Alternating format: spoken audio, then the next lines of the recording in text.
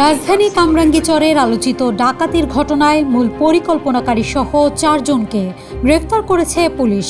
DMP জানিয়েছে, গত 18 জুলাই বাসা দেখার কথা বলে একটি ফ্ল্যাটে ঢুকে 3 নারীকে জিম্মি করে প্রায় 20 লাখ টাকা স্বর্ণালংকার ও মোবাইল ফোন লুট করে ডাকাত দল। সিসিটিভি ফুটেজ ও গোয়েন্দা তথ্য বিশ্লেষণ করে অভিযানে নামে পুলিশ। পরে 4 জনকে গ্রেফতারের পাশাপাশি লুণ্ঠিত 2,20,000 টাকা এবং বেশ কিছু স্বর্ণালংকার উদ্ধার করা হয়। পুলিশের দাবি, একই ভবনের এক বাসিন্দা জিয়াসমিন ওরফে জেসমিন এই ডাকাতির মূল পরিকল্পনাকারী। ভুক্তভোগীদের বাসায় নিয়মিত যাতায়াতের সুবাদে তিনি ডাকাতদের তথ্য দেন এবং ঘটনার দিন তাদের ভবনে প্রবেশ ও বের হতে সহায়তা করেন।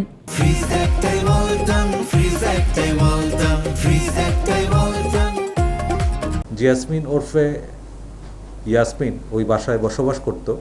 তার সাথে ওই ভবনের 5ম তলায় বসবাসকারীদের নিয়মিত যোগাযোগ ছিল এবং ওই বাসায় যোগাযোগ ছিল এবং সেই বাসাতে যে নগদ টাকা গচ্ছিত ছিল এই ব্যাপারে জিয়াসমিন অবগত ছিল। জিয়াসমিন পরিকল্পনা করে কিভাবে এই টাকা লুণ্ঠন করা যায়, সেই পরিকল্পনা অনুযায়ী সে তার পরিচিত কয়েকজনের সাথে যোগাযোগ করে এবং তাদের এই ঘটনায় উদ্বুদ্ধ করে এবং সেই প্রেক্ষিতে তারা জড়ো হয় এবং জিয়াসমিন নিজেই উক্ত ভবনের নিচতলায় এসে তাদেরকে রিসিভ করে এবং ওই বাসাটা দেখিয়ে দেয়।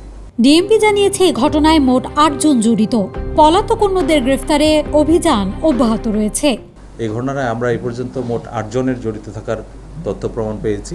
4 জন ইতিমধ্যে গ্রেফতার হয়েছে এবং ঘটনায় জড়িত অন্যান্যদের গ্রেফতারে আমাদের তৎপরতা অব্যাহত রয়েছে।